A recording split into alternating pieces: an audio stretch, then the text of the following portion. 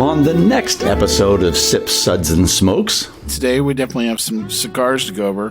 Good old boy Nathan is going to tell us what we're going to be discussing on today's episode, all about crown heads. So today we've got the 4 Kicks Juarez, the Luminosa, the Headley Grange, the 4 Kicks Especial Sublime, and the Mule Diaz. Yeah. So a really great lineup that we have on this takeover edition of our Smokes episode with all things from Crown Heads. Crown Heads is the brainchild of John Huber. Crown Head is a brand that's been around for a while now. They've worked exclusively with 2 factories, so Tabacalera La Alianza, if I'm saying that right. And they also work with my father's cigars, and that's a Nicaraguan-owned factory by the Garcia family. We'll be right back after this break.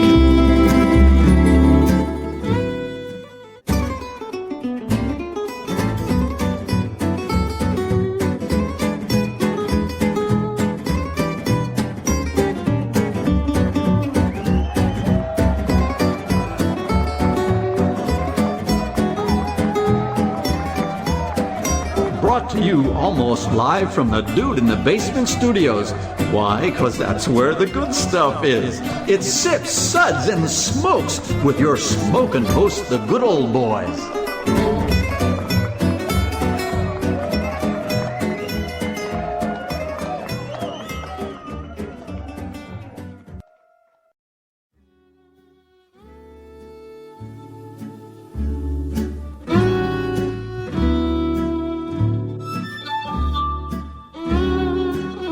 Hey man, got a light? It's time for Smokes. Hey, welcome to this Smokes episode where everything good in life is worth discussing. We are the best thing on at 2 a.m. I am one of your hosts here, good old boy Mike, and joining me here at the table is good old boy Nathan. How's it going? Good old boy Barger. Good eye, mate. Did you work all day on that accent? Maybe. In the mirror. I watched a fefew Paul Hogan movies last night. It was good. Do we need to rate that, maybe? Yeah. Okay. Yeah. Good old boy Justin has joined us as well. Hello. Well, our smoke segments are all about cigars and, well, anything that is, smoked. Yeah. But today we definitely have some cigars to go over. Good old boy Nathan is going to tell us what we're going to be discussing on today's episode, all about crown heads. So today we've got the 4 Kicks Juarez, the Luminosa, the Headley Grange, the 4 Kicks Especial Sublime, and the Mule Diaz. Yeah. So a really great lineup that we have on this takeover edition of our Smokes episode with all things from Crown Heads. Well, if this is your first time embracing this topic, we want to let you know that you can go back to find out all about the basics of cigars. Check out our Cigar 101 episode. A link to that episode is in our show notes, or you can ask your phone, play podcast, Sip, Suds, and Smokes, Cigar 101, and it'll be right there for you. So you'll get to hear all about sailing and, That's right. how to cut your cigar properly. Mm-hmm. That Christopher Colombo. You could learn what a Petite Corona is, except we forgot to talk about that. So, Well, Justin gets the honors of going over our smokes ratings for today. Okay, Justin, so the accent challenge of the day is to sound like the king, since this is a Crown Heads episode. Unless you want to try to tackle the queen, instead on this one. But I wish I had this one. Right? Be careful what you wish for. That's right. I can change things on the fly rather quick. That's right. It's good to be the king. It's good to be All right, good old boy Justin, take her away. So we're going to discuss one smoke ring. This sucked even before it was lit. That sounds like the piss boy. That doesn't sound like the king. Can I change your linen, sir? Need to hear some heart. 2 smoke rings. Do you really have to light this 3 times? That's better. Sounds like Hermione. 3 smoke rings. Very nice. Now just go away so I can enjoy this. That's right. Yep. So, I don't know. That was okay. I don't know that I believe that he was the king, going over those. Should I do it as the queen? Honestly, I'm in for that. Yeah. So, yeah, I want to hear a little bit of the queen, A taste, if you will. Okay. Let's hear some heart from you. One smoke ring. This sucked. Even before it was lit. So much better, God save the queen. Yes, please. Save the queen. This boy, please attend my husband. Everybody's leaving England. There you go. Well, we have an exciting episode lined up for today, and Barger is going to give us a background on all things Crowned Head. All right, so Crowned Heads is the brainchild of John Huber. He was the face, some of you remember, long ago with CAO. But when CAO sold to General or whoever it was that they sold to, John Huber started his own line called Crowned Heads, and it has not disappointed. So Crowned Head is a brand that's been around for a while now. They've worked exclusively with 2 factories. So Tabacalera La Alianza, if I'm saying that right, is a Dominican factory owned by Ernesto Perez Criollo Jr. And they also work with my father's Cigars, and that's a Nicaraguan-owned factory by the Garcia family. While continuing to work with these partners over the past years, Crowned Head's begun to add additional manufacturing partners, but they've kind of stuck close to their roots. So Crowned Heads also started working with Drew Estates at the La Grande Fabrica factory, and out of the factory was a regional release known as the Buckeye Land, which you can only get that in a couple of regions in America. It's not sold everywhere. This was also followed up by the Hawaiian Regional 2019. It's called the Crowned Heads Piano Especial 2019. I probably butchered that, but I don't speak that language. And the La Colencion. It's a project Crowned Heads worked with Drew Estates and their master blender, Willie Herrera, and it's highlighted by the Connecticut Broadleaf wrapper. Now, what we're going to be talking about, first cigar we're going to be talking about, is the Juarez Chihuahua. So I have one quick tale before we charge into the cigar. Yeah. So it's really funny that John and I actually shared a office building here. We were actually recording at the Dude in the Basement Studios in Nashville, Tennessee, and I actually used to have an office on 2nd Avenue, and literally our offices were right beside each other. Sure. And we used to always go down to the beer cellar, which is it is a hole in the wall place. Hole in the wall. It was underneath Hooters. Was what was in the rest of the building.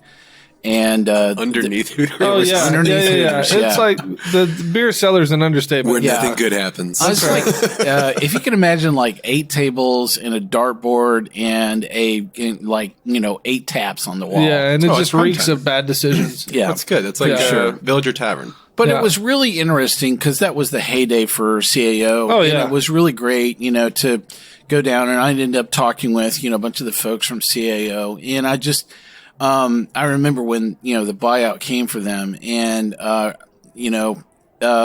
was just a very interesting time, to be around them. Anyway, it was just a very strange connection, that I have with them. Yeah, it kind of makes it close to home, huh? It does. So you were telling everybody about the Juarez Chihuahua. So the since Juarez I Chihuahua, interrupted, so. the size that we smoked was a 5.5 by 48 ring gauge. They come in a box kind of 20, and their wrapper is a San Andreas. Girth. That's right. That's your girth right there, baby. Girth, man. So your wrapper is the San Andreas, and your binder is an Ecuadorian Sumatra, and your filler is a Nicaraguan Dominican. Now, the Crowned Heads Juarez Chihuahua is a premium cigar that was created at the boutique factory Tabacalera Picardo in Nicaragua. It's draped in a dark, savory San Andreas wrapper, which is delicious if you haven't had one. It utilizes the Ecuadorian Sumatra tobaccos for the binder and filler, and categorized as a full body. You will taste notes of dry woods, cocoa, and gentle spices, sometimes a little earth as well. So, that's what we got on that. So you and Justin had a chance to go over this. So what do you guys think about this stick? Well, I have like a kind of a dull cutter, but it was still easy to cut. It was attractively constructed. I got brown sugar and wrapped cedar on the throughout the cigar. It was kind of on the sweet side, but not overly so. And I never had to relight it, so I enjoyed that. And it's not complex, but it was good. What'd you think? So I liked it. It burned really well for me. Maybe it was my atmosphere where I was smoking, but I never had to relight it as well. It's very earthy to start with. A lot of dry, kind of like I don't even know how to describe it. It was just kind of earthy to start, and then it got your spices kicked in after you light. And then when you get further down to it, the spices kind of compact in, and it just makes for a really smooth cigar. I thought for a budget line stick, this is not a bad stick. Well, our smokes rating for the Juarez Chihuahua is going to be 2. And we're out of the gate. So this was really, it was really interesting to come back to a lot of this product line, because I think the thing that struck with me was that I had many of these products as they were being introduced. Mm-hmm. And so I was seeing them almost in a standalone, mode.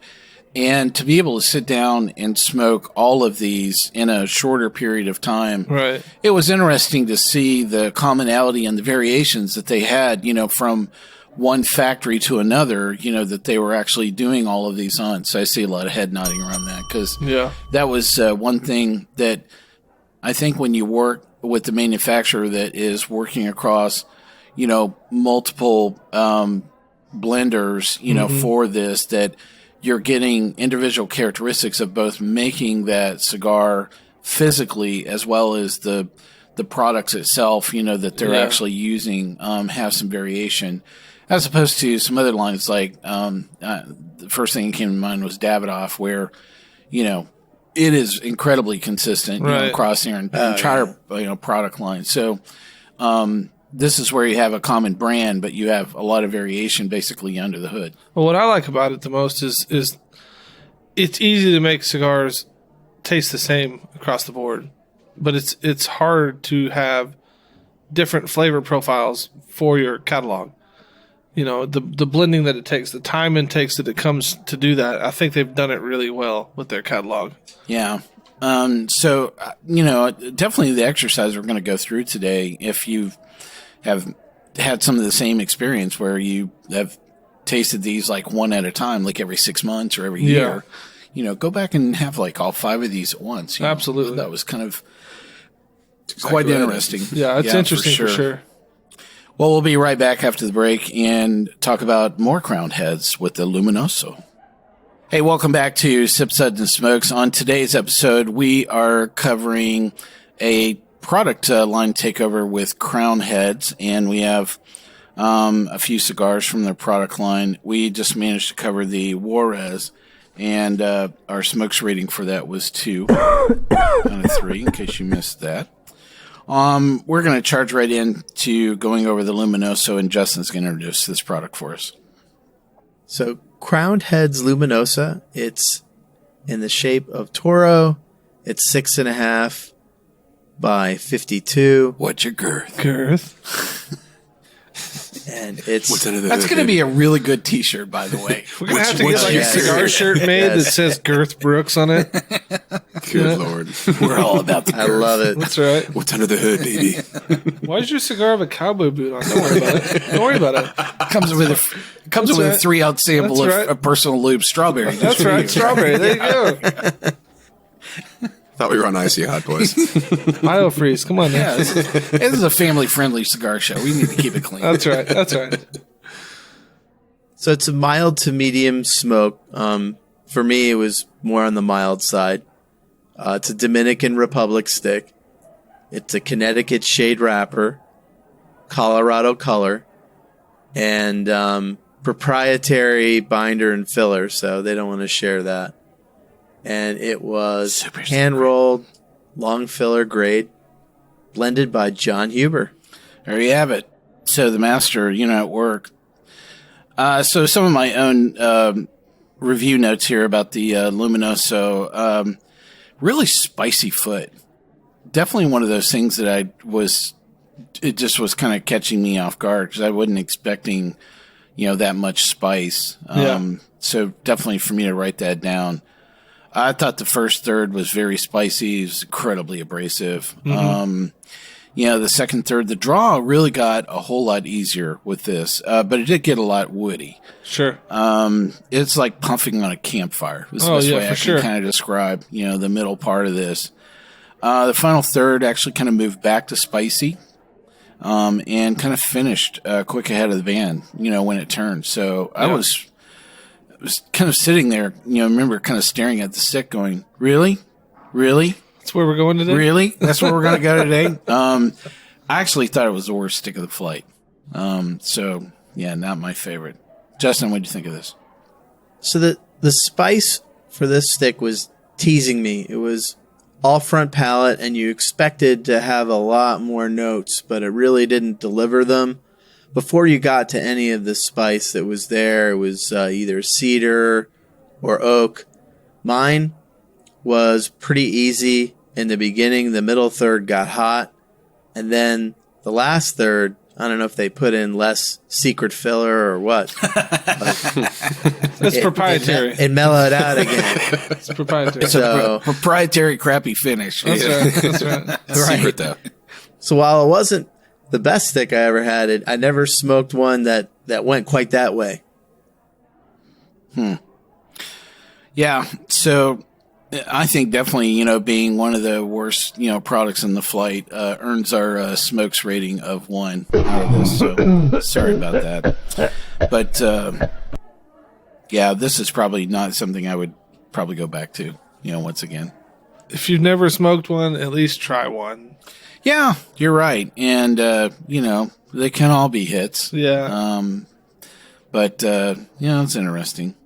Well, next up is going to be the Headley Grange. Estupendo.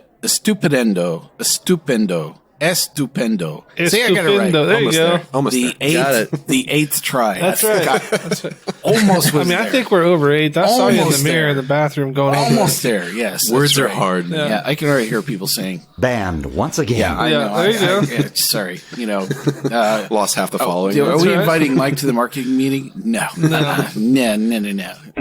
That's not going to happen. All right, so the Headley Grange. I'm just going to say Headley Grange instead of saying Estupendo wrong another 14 times. It's made in the Tabacalera La Alenza factory location in Dominican Republic.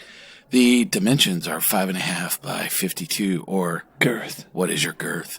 What's your girth mean? The fill is from Nicaragua. The binder is from Nicaragua, and the wrapper is from Ecuador. So. The concept of the Headley Grange came somewhere in the summer of 2011 while we're in the midst of finalizing the blend of what would become our first release of 4 Kicks. The tweet was posted to the effect of, I wish we could blend a cigar that tastes the way the drums sound on When the Levee Breaks. That's awesome. The steady sound of John Bonham's drums on that track are unforgettable. Heavy, plodding, ominous, and thick. I'm sorry we're not playing this in the background. Yeah, right. We didn't have the rights for it. Yeah, sorry. Our funds ran short. What may not be widely known as the signature, that signature drum sound, is that the Headley Grange is a former poorhouse built in 1795 in Headley, East Hampton, England, UK. The Headley Grange is best known as a recording venue in the 1960s and the 1970s, and the acoustics of the room at the Headley Grange in which When the Levee Breaks was recorded is what is credited in large part of giving Bonham's drum lead in that track that unmistakable sound. So, yeah. I really love the, storyline, behind this. And it makes sense, because I'm going to talk about a slightly different version of this, in addition to the Estupendo. Yeah.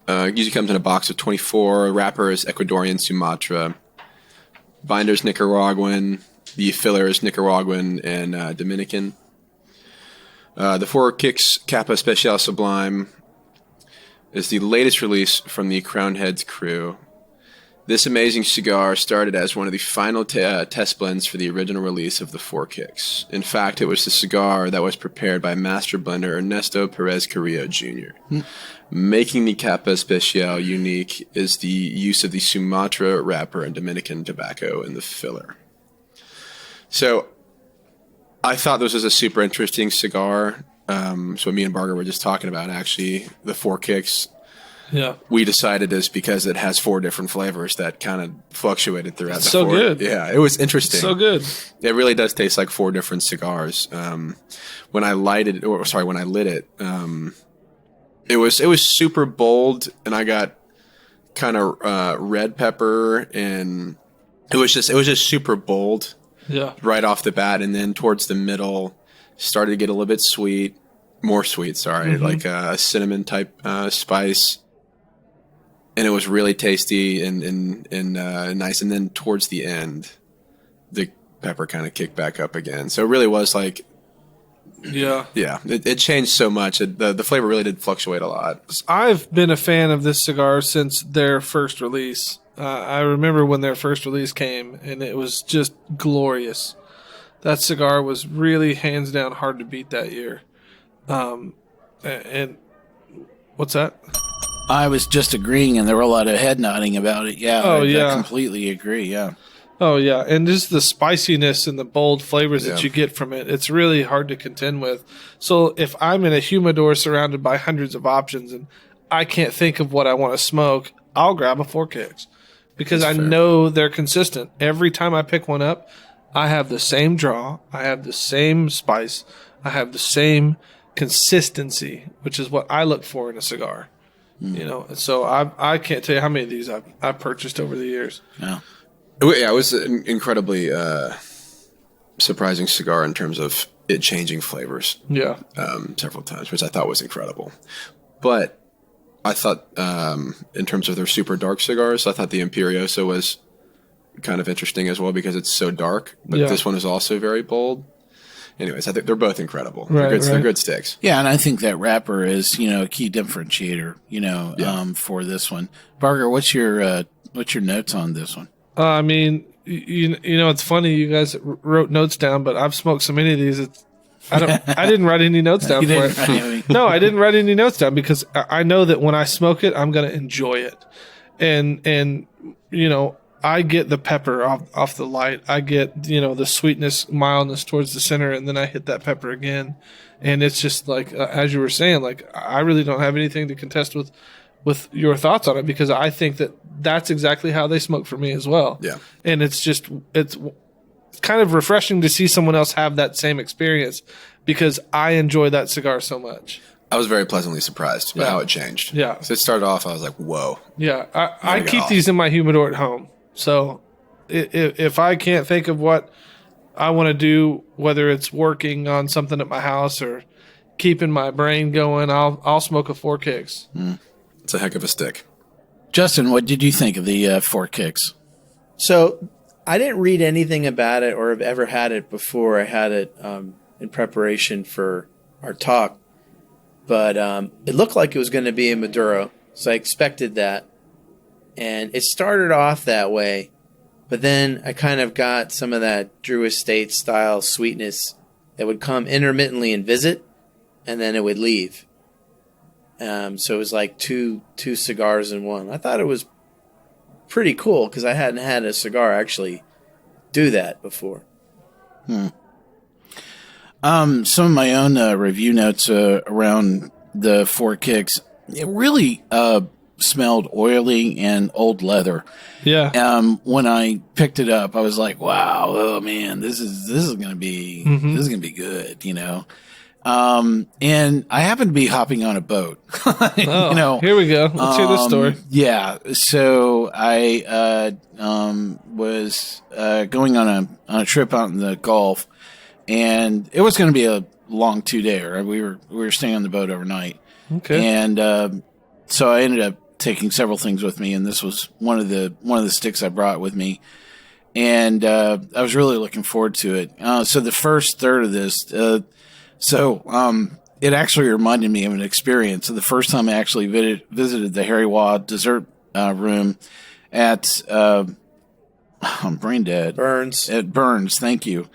I just felt underdressed and ill prepared. Oh, for sure. This huge full flavor invasion just says, you really did not pick a pairing worthy of this particular moment. Sure. It was like standing right there in the stairwell in the lobby of that dessert room going, I don't know what's about to happen, but this could be really good. I like everything that's the aroma that's drifting down into the stairwell. I just can't wait to get in there. But I was 300 miles out in the Gulf and huddled on the lee side of the yacht. That was still just incredibly, ill prepared for probably both, activities. Sure. For sure. The second third, the recovery after the first ash was really nothing short of amazement. It was incredibly well constructed, like it has been for a while, or since I've actually experienced this incredibly slow, even burn.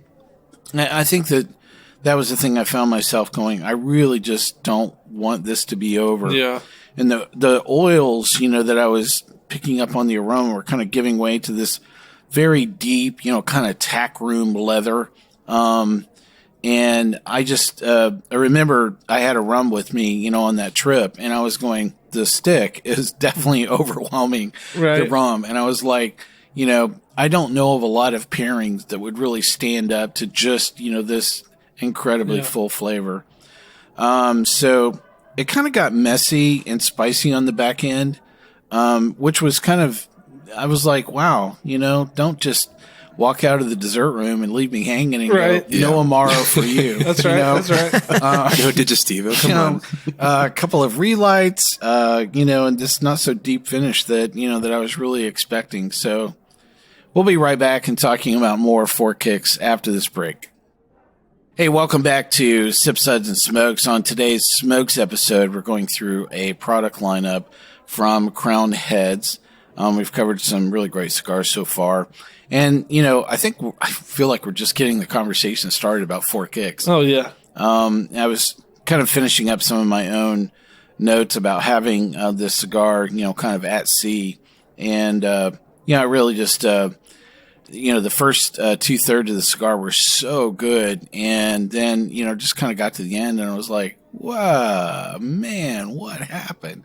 So I don't know if it was just invasion of the sea air or whatever was going on at that moment. I'd be willing to bet it's sea air. Yeah? I would, especially you're drinking the rum that's full of sugars. You said you had it with a rum on the boat, which is just packed full of the sugars. Yeah, maybe so. It was a crappy pairing in the wrong environment. That's okay, though, because that first 2/3, you really liked it. Yeah. So John, you need to send me a whole box, and I need to work this out in my own research lab to see, exactly what. Don't twist my arm, but I'll help you with that. No big deal. So, I think a lot of people that I run into, there are like Four Kicks fanatics. Oh yeah. All over the place. This is a huge hit in this product line for them, for sure. So one thing you mentioned earlier was talking about your ash, how your ash held on and first third in, you still had an ash. So that's one thing I've noticed about a lot of the Crown Head lines. So the Headley Grange was the same way for me as this Four Kicks is. You'll get a third of the way down your cigar and your ash is still hanging on. That construction of the body is still there. It's a good thing, people. And it's a great thing, if you're worried about it, you can tap it off. What's wrong? That's fine. But once you tap off your ash. Once you tap your ash off, you'll notice your flavor changes. And it's really been interesting to me throughout my years of cigar smoking how much it changes the flavor of a cigar. It's not just a pride thing where look how big my ash can be. Ha ha. It's also that. For some people, it is that 100%. But for me, it's a flavor and it's a consistency. If I go back and revisit a cigar, is it going to do the same thing? And man, that Four Kicks does the same thing every time. Yeah, that's fair. I agree.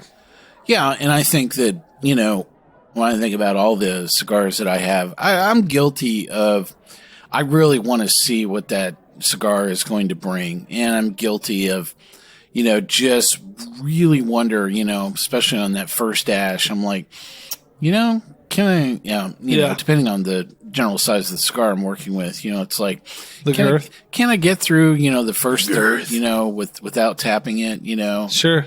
And I really am paying attention to just how dramatically both flavor and draw, are altered, at that moment. And what does a recovery, look like? That's, the way I wrote it on the recovery after the first dash. Sure. Is it, you're sitting there kind of suffering, through 3 or 4 draws, before it finally comes back around to the point that you had before, you broke off that first dash. Or you're just sitting there kind of stuck and going, well, that was a good cigar up until that moment, Yeah. Yeah. It's like the wrong person walking into the room. You're like, damn, really? That's right. And he's back. Yep. And what do you think of a cigar? That's right. Can we get together? What's your girth? That's right. What you good, man? It's like, once you ashed it, it's like, hello, Newman. Yeah. Pretty much. Yeah, that's exactly it. Yeah. Well, yeah. So have you guys run into these rabid, Four Kicks fans? Oh, all over. It's like, all over. Yeah, it's like, some people I've run into, they have that, they invented fire at CAO or at Crown Heads. What's funny is I was down in Austin a couple years ago. Now they have a cigar called the Yellow Rose that they only distribute in Texas. So it's a Texas exclusive cigar. And it's almost the same vein as the one they do in Hawaii. Well, it's just a regional. So the Buckeye, forever. So the Buckeye is one they released in Ohio, and the Yellow Rose is in Texas, and then I'm not even going to butcher it again, the one for Hawaii, but it's fantastic as well, But that Yellow Rose, I've had that Yellow Rose put me down. Huh? I'm telling you, you talk about spicy, full-bodied cigar that will just knock you on your butt. That's it. Interesting. Yeah. So not a pair with Texas brisket then. No. You'd be in a food coma and a cigar coma by the end of it. That's true. I don't think you would want to go to Franklin's Barbecue, and enjoy a Four Kicks. I think you would just kind of be just flat on your back going, what happened, man? Yeah. That's right. I think it's I really find that there's a lot of fanboys of Four Kicks with people that work retail, and in a lot of smoke shops. I can't begin to tell you how many I've walked into, and it's my first time, and I'm like, so what's interesting here? Here's Four Kicks, and I'm like, yeah, I'm quite aware of that. Yeah. I'm like, it's an amazing cigar, but accessibility, man. Yeah, that's true. It is very widely available, which is really great, especially for Crown Heads. It's probably one of those products, both the Headley and the Four Kicks. I've really seen that around quite a bit. Yeah. Well, I think where they nailed it out of the park on that is where there's not a cigar shop coast to coast that you can't walk into and find a box of Crown Heads. The Four Kicks in general. It's... what you're getting. Every time you get it, it's consistent. And I think that's something to be said around the board because a lot of, there's a lot of cigars that are better and there's a lot of cigars that are worse. But when we go in to look for a cigar, if we can't make up our mind, me personally, if I can't make up my mind, I'm going to grab a Four Kicks. Fair. It's a go-to, I agree. It's a good go-to cigar. That's a grilling cigar, a golfing cigar, a boating cigar. That's right. Yeah, it's Yeah. It's a go-to. Justin, you run into those any Four Kicks fanboys? I wasn't even familiar with the brand before the show, so no. Oh wow! So you're the newest fanboy. Yeah. Yeah, I just it's very interesting. And I think that this is really coming around as a cornerstone, a very iconic, part of their product line. And I really see that, they put, first they put a lot of work into, producing a really great product. Right. But I think the other thing I think they've done a really good job of, I think, is marketing, right behind, a really good product. So I think they have kind of a really good 1-2 punch. They have a great product, and they have, coupled with, very good marketing, very wide distribution. Yeah. And, I think that's the reason why they're going to continue to, build on a lot of the success, for this. Agreed. I agree. So if you had to pick like the perfect experience to pair a Four Kicks, what would it be? Good steak dinner. Good steak dinner. Oh, yeah. Good cut of steak dinner, little salt and pepper, 2 minutes both sides, medium rare. Get you a steak. That does sound nice. A little bit of bourbon. Have you noticed that he always pairs cigars with food? Like coffee, food. Yeah. I'm not against a it. couple of those already. I'm not against it. I like food. Yeah. From my experience, was much different. Yeah. It was a scramble, and every hole that we birdied was another Bud Light. Okay. So mine was Tampa weather with Bud Light, and I thought it was pretty incredible as a pairing. So I'd advise that. I mean, for me, that just sounds horrible. It was pretty amazing, actually. Yeah. Oh man, 70 degrees in a Bud Light. It was nice. Oof. I think it would go great with Kahlua. Great with Kahlua. So, Justin, what would be the experience you would pair with the Four Kicks?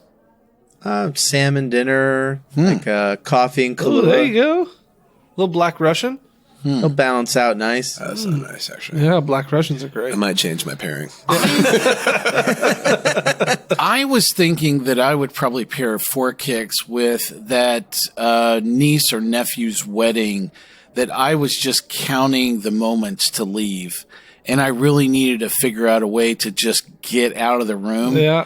And firing up a Four Kicks, Spice bomb. A breath of fresh in the air. room to go, oh, I'm sorry, I need to go outside in order to enjoy this. Yeah. I'm thinking that could be a good escape clause. Oh, 100%. So, that was probably the first thing that came to my mind in terms of, an experience. So, well, let's rate the Four Kicks Capo Especial Sublime is going to be a 3. All day. Yep. So, Nathan, do you enjoy smoking a cigar while you're out playing golf? Well, I don't golf, so yes. Yeah. I drove the cart. You drove the cart. Keep scorekeeper. Yeah. Yeah. I was really good with the pencil. Because he forgets strokes, so it's like less every time you play. Well, it's a horrible pairing of a Bud Light and Four Kicks. I can't think of a worse, beer pairing, to definitely go along with this. That's fair. It was the day after New Year's Eve as well, so.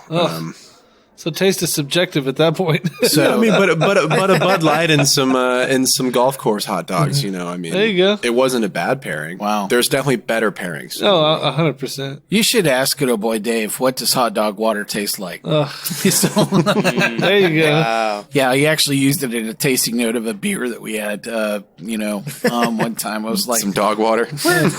Where was that in the BJCP? Tasting guidelines. This tastes like the hot dog water. So I'm like, wow, how would you know that?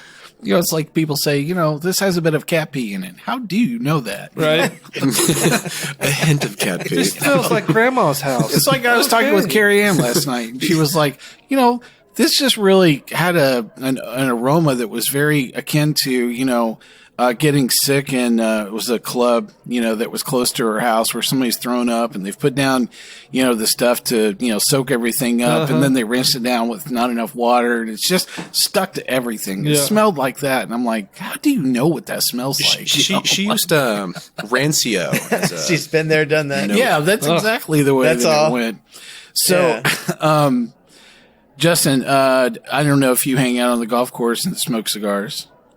Yeah, you do? Have. Yeah. So is that a regular thing, for you? I mean, there are definitely people that I've been on the course that it's like, they're always going to be smoking when they're on the course. I mean, it's just part of the experience. Yeah. In the very rare event that my game is going well, I don't get into the cigars. I will have a couple of shots of whiskey because my game just gets better until the third one. Okay, yes. But if Listen my up. game falls apart, as it usually does, yes, I'm lighting something up. So what you're saying is that drinking whiskey and smoking cigars is directly proportional to your score. Is that what you're saying? 100%. Okay. My score is directly proportional to whether I'm going to smoke and drink. There you go. That's fair. Contingent on it. I have a tipping point too. It's 4 cigars is my sweet spot, and then you get to like 6 and 7 beers, and you're like, all right, I can't play anymore. Yeah, that's very true. And so part of my game MO is directly proportional to the amount of alcohol that I've consumed. And it's always interesting. My wife knows this incessantly, and she's like, "Have you had something to drink before you go on the course? Because you'll enjoy, while you're playing. If you have a drink or two before you go to the course, some people hit the range, some people hit the bar. It's all a matter of, That's what works for you. That's right. You're stretching out either way. Yeah, that's right. It's all about the stretch, So I just need to stretch my elbow a little more than everybody else. Do some curls, if you will. But then, you get into the problem where you have 8 a.m., 7 a.m. tea time, and you're like stuck, and it's like, what do you do then, You have to be a veteran smart to guys don't do pregame that. Oh, yeah, I know. I'm not that good. I can drink early and often, but I can't. That's one of those things I haven't quite mastered, just yet. So I think our next episode should be smokes from the course. Smokes from the course. We should do it like remote. We should all go to the golf course together. That'd be funny. Well, I have to right. say Cigar. that probably I don't enjoy the experience of, smoking a cigar on the course. And I think part of it is because you have so many other things that are interrupting, the process, of enjoying the cigar. And actually, when you're driving the golf course and you have the wind in your face, it actually is, artificially kind of, moving air through the cigar in a way that, you actually don't want. And Right. I find myself always struggling with a even burn, when I'm in the golf cart itself. And so, I think that especially I don't usually wire something that I'm enjoying for the first time, on the golf course, because inevitably I know that I'm going to get frustrated because it's going to go out, or the ash is going to get knocked off. Or when your chipping game is off.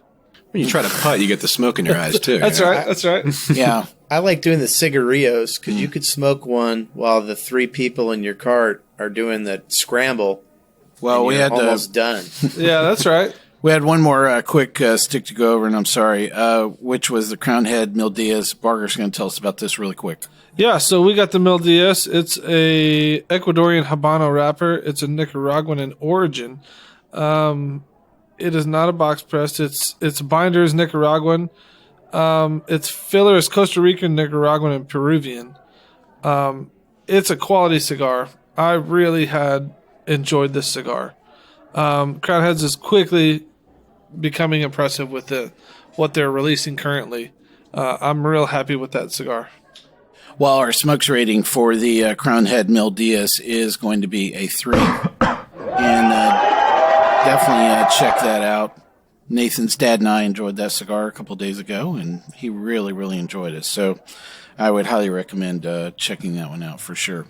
Sorry we didn't give you that enough time, but... That's all, folks. So really great stuff. So we're going to wrap it up for today's Smokes episode. Hope you enjoyed this episode, and if you're listening to us online, do yourself a favor and tap the subscribe button. Just Tap it in. Just tap it in. Every time. Tap the room. the easiest way to listen to our show is ask Siri, Alexa, Google, Uncle Larry, or any of the chicks on your phone. Hey, Juanita, play podcast. Sip, Suds, and Smokes. You'll always have the latest episode on your phone that way. We love your feedback, and you can reach us online at info@sipsudsandsmokes.com. We love your feedback, and you can reach us online at info@sipsudsandsmokes.com. Our daily tasting notes flow out on Twitter every day. Our handle on there is @sipsudssmokes, and our Facebook page is always buzzing with lots of news. You'll also be able to interact with thousands of other fans on those social media platforms. Do us a favor and take the time to rate this episode 5 stars. If you're listening to us online, that's a great big help to us, and we get to see your feedback as well. Dude, you suck. Okay, so yeah, they don't have a button for that. Thanks for being here, good old boy Nathan. Hey, I appreciate it, man. It's been fun. Yeah, great stuff from Crown Heads. Thanks, good old boy Barger. Always a pleasure. Yeah. Thank you, good old boy Justin. Thanks. Keep on smoking. For sure. Well, I hope you get a chance to definitely check out, the product line here from Crown Heads. It was really great, to go back and enjoy, the whole flight of these. Sorry we didn't get as much time to talk about the Mill Diaz, but really great products. Yeah, for sure. Don't let that fly under your radar. Please don't. And if you see the Headley Grange drumsticks, definitely grab those while you can. Yes. Well, this is good old boy Mike asking you to come back, enjoy another episode, and to keep on sipping.